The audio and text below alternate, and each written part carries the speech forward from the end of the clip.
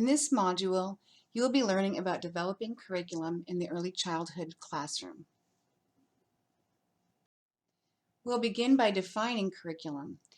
Curriculum is actually everything that happens during the school day, whether it's intentional or unintentional, and whether it's planned or unplanned. So while you may have a boxed curriculum for language arts or math or those different areas that the school or district purchased for you, there's a lot more to the curriculum than just those teacher manuals and those purchased curriculum materials.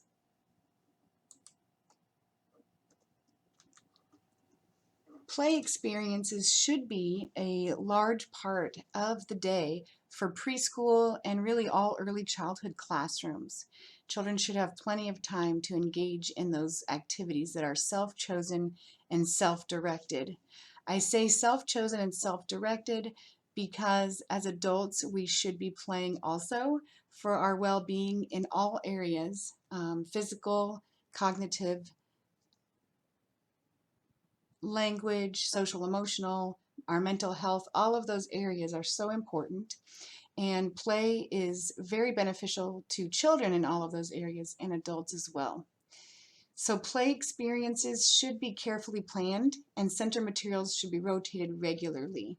Some people, when they hear that children should be playing for a large portion of the day, think that it would be easier or take less planning to allow children to play. But that's really not the case. So, for example, one of our language arts themes when I was teaching preschool was a farm unit.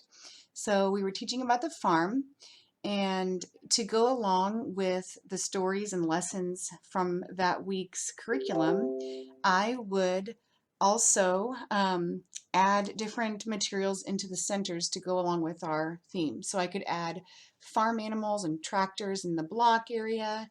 I could add some, obviously, books about farms, maybe a farm game on the computers in the computer area, or a farm story in the listening area.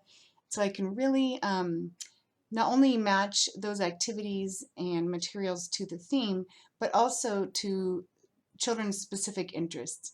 So if I know specifically that a child is interested in learning about horses, then I could have materials for that available as well. Another thing we want to keep in mind when developing curriculum and when teaching young children is to take advantage of those teachable moments. So sometimes we have our written lesson plan there and we just want to stick with it. And I understand that feeling, but we also need to be flexible to what happens during the day. So in this picture here, this is my daughter Jane when she was a baby. She's actually turning 8 now.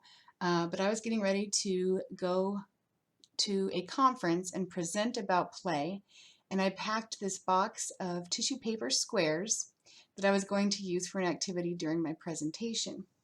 I was not watching Jane closely as I was packing and getting ready for my trip.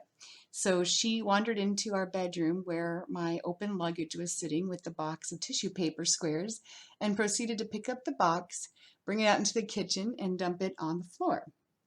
So thankfully, I was able to take a breath and not overreact, and instead just observe her for a few moments to see what she was going to do. And I was able to join her in her play. We tossed the tissue papers up into the air and just watched them fall down. She would squish them and throw them. And she was just exploring this new material that she had discovered. So it was really just a joyful moment for her. It was really cool to see that. Another example is when I was teaching preschool and I was reading a story at circle time. And this was when I was teaching in Omaha, Nebraska, and it began snowing for the first time that season. So all of the children, of course, were very excited about the snow, and I decided to put the story down, and we thankfully had a lot of windows in the classroom, so I invited all of the children to come over to the window, and we just watched it snow for a bit. I started a discussion about the winter activities that children liked the best, what they liked to play in the snow, if winter was their favorite season or if it was summer or fall or spring instead, and all of those types of things. So that was a really great activity too that took advantage of that teachable moment and the children's interest at that time. One more example was similar to the first, or to the snow example, and we were, I can't remember what we were doing. It was another activity, and some construction started on the playground right outside of our classroom. So again, I was able to just quickly switch gears, and we watched the construction workers work for a while, and then because it was a long-term project, we were able to sort of start a project based on construction workers and our particular project and what they were going to do to upgrade our playground area and all of those things. So we could, find books about construction workers and really dig into that topic as well.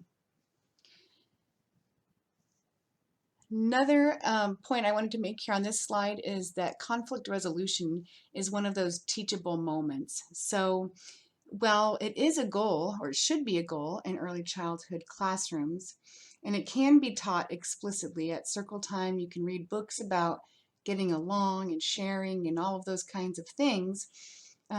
It's really important with young children that when a conflict arises, that you take time to help children work through it and teach them the steps to resolving that conflict. So if two boys are fighting over a truck, for instance, in the block area, you should calmly go over to the boys and first help them to determine what the problem is. Let each of them say what they think the problem is.